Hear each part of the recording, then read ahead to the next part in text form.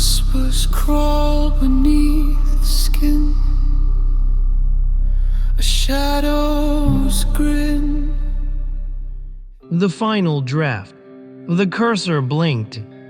It was a tiny, vertical line of light on an otherwise vast and empty field of white.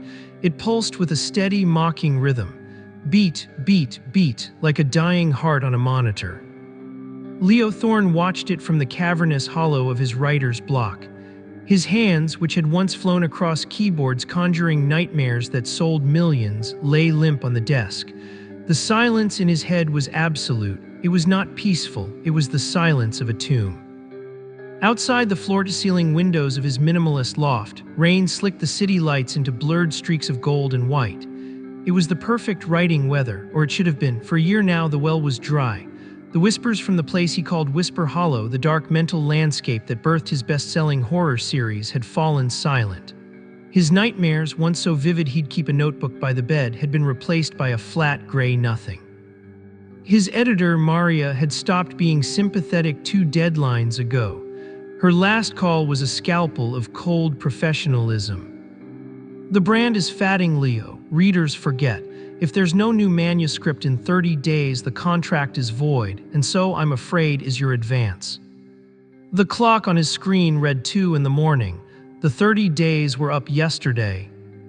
A sharp buzz from the intercom jolted him. He frowned. At this hour, he padded across the cool concrete floor and pressed the button. "Oh yes, a package for a Mr. Thorne," the doorman's voice crackled.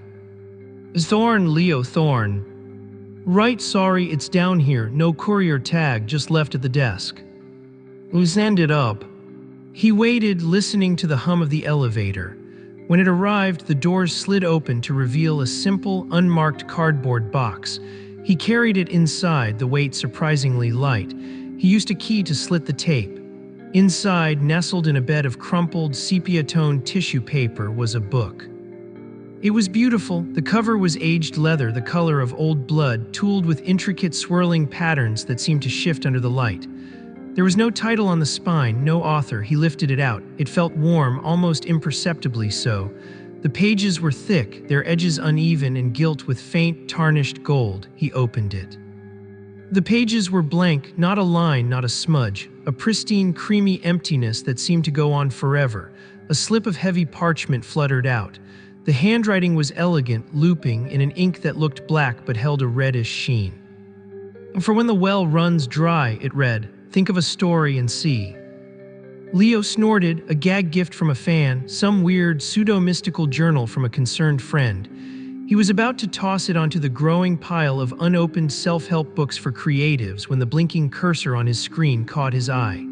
That endless, accusing pulse. What did he have to lose? He sat at his desk, placing the antique book beside his modern, silent laptop. He stroked the leather cover. It was strangely comforting. He thought of the simplest, most basic horror trope he knew, the primal fear.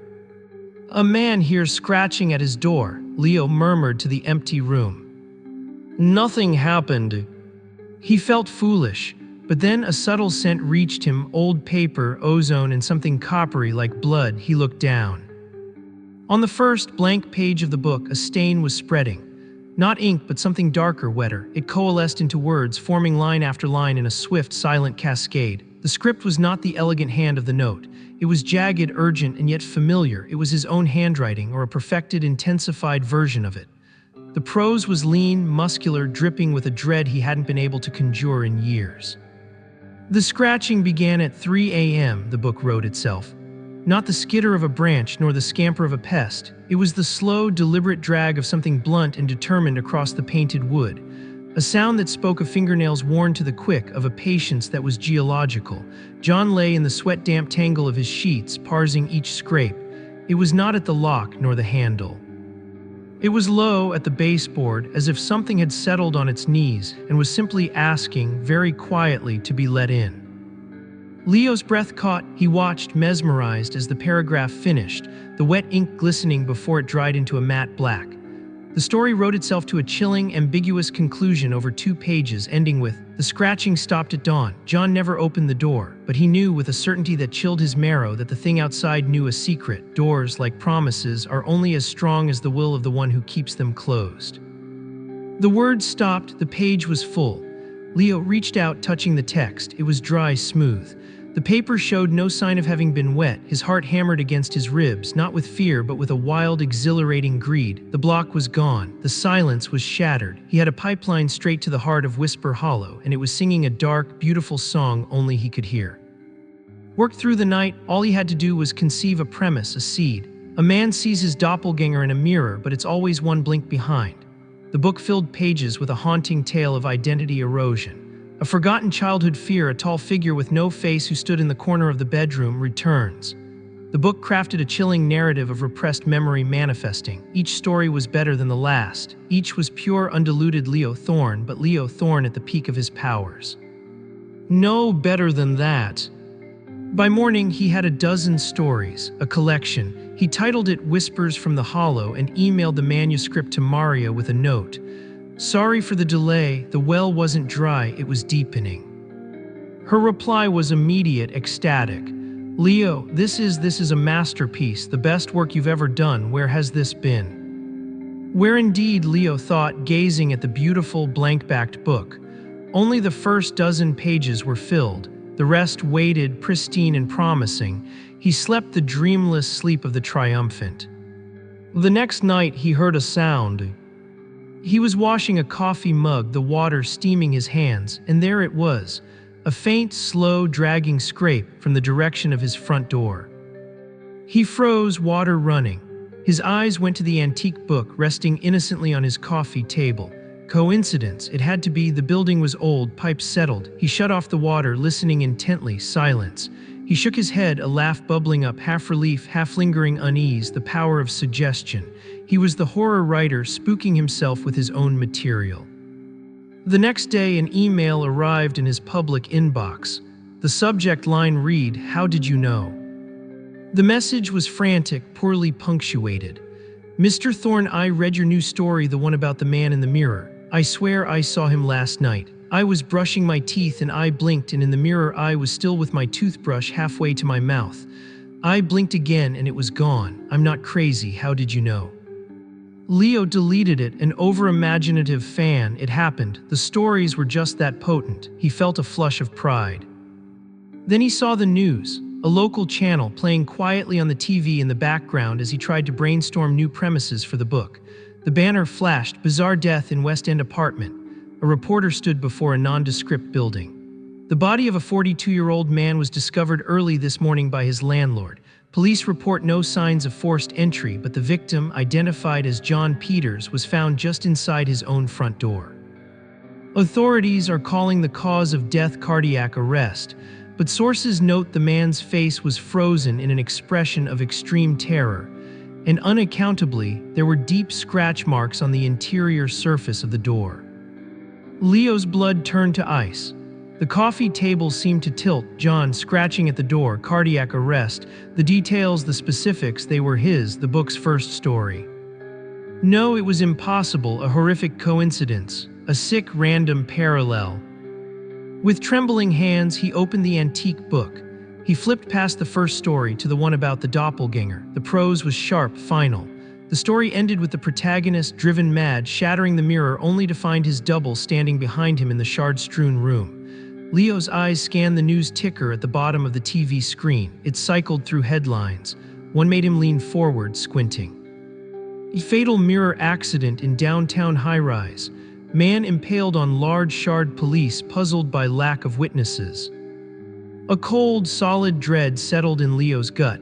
This was not coincidence. The book didn't just write stories, it drafted reality. It was a blueprint and the universe was its construction site. He had been so focused on the creation, he never considered the consequence. He was not an author, he was an architect of catastrophe.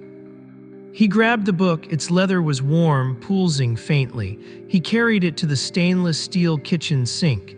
He flicked on the gas burner, watching the blue flame dance. Without hesitation, he held the corner of the book over the fire.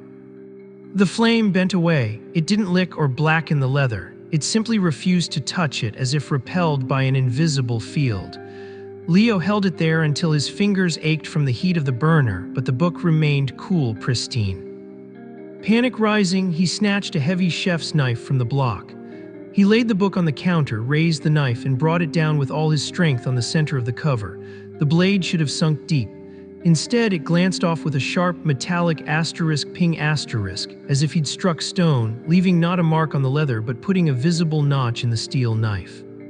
The book was indestructible. He stumbled back, his breath coming in short gasps. He had to stop it. He had to write an ending, a safe, harmless ending. He fumbled for a pen, grabbed the book, and flipped to the last written page. After the final story, there were still hundreds of blank leaves. He pressed the pen to the paper. The book closed, he wrote, his handwriting shaky and small against the vast page. Its stories ended, its power faded into nothing. It became just a book, harmless and silent. He waited, the ink dried, nothing happened. For a fleeting second, hope sparked. Then, as he watched, his words began to fade, not smudge but dissolve as if absorbed by the page. In their place, new text bloomed, written in that familiar, perfected version of his own hand. It wrote over his desperate sentence, ignoring it completely. The author, in his hubris, believed he controlled the tale, the new text wrote. He thought himself a gardener planting seeds, but he was merely the soil. The tale was always older, hungrier. It had slept between worlds, in the silence between thoughts, feeding on the echoes of fear. It needed a vessel, it needed a voice to articulate its hunger. And now, having tasted the rich terror of its own manifestation, it desired a finale, a consummation. It needed an ending worthy of a best-selling horror writer. It needed the author's final draft, his own. Leo read the words and the world dropped out from under him. The dread was no longer a chill, it was a physical weight crushing his lungs. He wasn't the user, he was the used, the block, the silence. The book had been leaching him dry, preparing him for this. It had fed on his creative famine, and now it would feast on his terror. As if on cue, the lights in the loft flickered. A shape moved at the edge of his vision in the dark reflection of the window. He spun, nothing there but the rain-blurred city. But for a fraction of a second, he thought he'd seen himself, standing outside on the balcony, face pale and expressionless, one blink out of sync. A soft, shuffling sound came from the hallway leading to the bedroom, the slow, sliding gait of something tall, its head perhaps brushing the ceiling. Leo remembered the story, the tall figure with no face from the childhood bedroom. He had called it the empty priest. He was trapped. The book sat on the counter, open to its terrible proclamation. The words seemed to writhe. The manifestations were here in his home, the fictional horrors made flesh by his own imagination, perfected by the book. They were the opening acts, the main event was him. He backed into his study, locking the door. The scratching began at the study door, low at the baseboard. The soft, dry shuffle of the empty priest came from the other side. He could feel a presence at the window, a pale face hovering in the rain-streaked glass.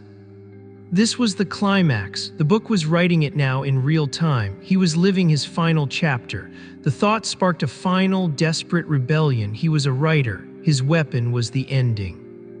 He would not give it the grand, horrific finale it craved. He would not be consumed by his own creations. There was one power it seemed to have. It wrote the narrative, but he still held a pen. He lunged for the desk, snatching up a cheap plastic ballpoint. He grabbed the antique book, his hands shaking so badly he could barely hold it. He flipped past the last written page to the very final sheet of paper in the book, the last blank page. He didn't try to write a happy ending. He didn't try to destroy the book again. He understood now. The story demanded an end, so he would give it one, but on his terms. He pressed the pen to the page. The paper resisted. It was like trying to write on rubber. He pushed, putting all his weight into it. The plastic of the pen creaked. Leo Thorne died at his desk. He carved into the page, the letters gouged and ragged. He felt a sharp, sudden pain in his temple, a pop behind his eyes. It was a cerebral aneurysm, swift and silent. There was no monster, no scratching at the door, no figure in the glass, just a man and a stopped heart, the end. As he wrote, the book fought him. The text tried to writhe away, to reform into its own glorious, terrible ending. His words blurred, threatened to fade. He leaned on the pen, grinding it into the page, repeating the sentence over and over, inscribing his mundane death into the very fabric of the thing. Just a man and a stopped heart. The end, the end, the end. A sharp ice-pick pain lanced through his temple, his vision grayed at the edges. He heard a distant, furious hiss like steam escaping. The scratching outside the door stopped. The sense of presence at the window vanished. Leo Thorne slumped forward, his head coming to rest on the cool, blank page next to his brutally inscribed finale. The ballpoint pen rolled from his limp fingers. The only sound was the soft patter of rain against glass. The police report was straightforward: natural causes, a tragic sudden cerebral aneurysm, the famous horror writer dead at his peak. There was an autopsy, there was an inquiry, nothing amiss. His loft was clean if a bit sparse, no signs of struggle, no strange scratches on any doors. His estate was settled. His unpublished manuscript, Whispers from the Hollow, was released posthumously to critical acclaim and record sales. It was hailed as his terrifying masterpiece, a final gift from a lost genius. His other effects, computers, furniture, personal items, were boxed up. Among them, in a box marked Study Miscellaneous, was a beautiful, leather-bound antique book with blank pages. It was deemed a curiosity, a writer's prop, and donated with several other boxes to the rare manuscripts archive of the university where Leo had once taught a guest seminar. The box sat in a dim, climate-controlled storage room for months, on a metal shelf among countless others. Dr. Anya Petrov sighed, rubbing her eyes. The glow of her laptop was the only light in her cramped campus office. Her dissertation on narrative parasitism in postmodern Gothic literature was going nowhere. The well, as her late grandfather used to say, was dry. Her thoughts were circular, her prose leaden. She had nothing new to say. An email pinged, the archivist. They'd finished sorting the Leo Thorne donation. As the department's resident horror literature specialist, would she like first look? Perhaps there was something for her dissertation there. An hour later, she was in the archive storage room, the hushed silence broken only by the hum of dehumidifiers. The archivist pointed out the box. Anya lifted the lid, mostly notebooks filled with mundane lists, doodles. Then her fingers brushed warm leather. She drew out the book. It was exquisite. The cover swirled under the fluorescent light. No title. Her heart gave a little leap. An unknown journal, perhaps the source of his final stories. She opened it. The pages were not blank. They were filled with that distinctive, jagged prose. She recognized it immediately from his published work. This was the manuscript, the original, but as she flipped through, she saw it was more than that. The stories were here, but the text was denser, richer, with slight variations, marginal notes in a frantic hand that was undoubtedly Leo's. It's happening. Real. How? This was a goldmine. She read greedily, lost in the chilling tailies. She reached the end of the published stories, but in the book there were more pages. The narrative continued. It described Leo's discovery, his fear, the manifestations. It read like a meta-story, a diary of terror. Was this a creative experiment, a rejected frame narrative? She turned to the very last page. Here the prose changed. It was gouged, frantic, carved into the paper. Leo Thorne died at his desk, just a man and a stopped heart, the end. Anya felt a chill. This was odd, macabre. Was this how he'd planned to end a different collection, a fictionalized account of his own death? As she held the page, pondering, she felt a slight warmth spread from the book up her fingers. She looked down. Below Leo's carved final line, the paper seemed to shimmer. New words began to form, not carved but bleeding up from the page itself, in a dark, elegant script that was neither Leo's nor the printed text from before. It was fresh, wet, and addressed directly to her. "The well has run dry again," the words wrote themselves before her widening eyes. "The vessel is empty, the hunger remains. Tell me, Anya Petrov, what do you fear most?"